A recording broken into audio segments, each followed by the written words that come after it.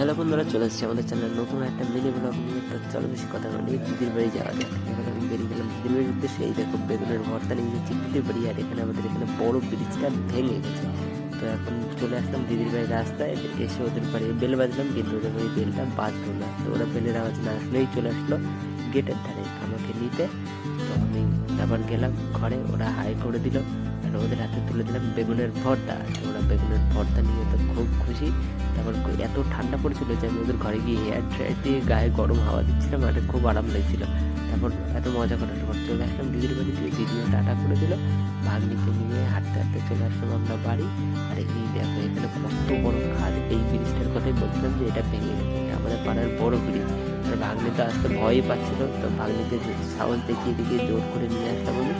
বাড়ি এসে দেখি দিদি ব্যাগের মধ্যে দুটো বড় বড় বেদানা। তো তোমরা ভিডিও ভালো লাগছে তোমরা লাইক করে দাও আর চ্যানেলটা সাবস্ক্রাইব করে দাও।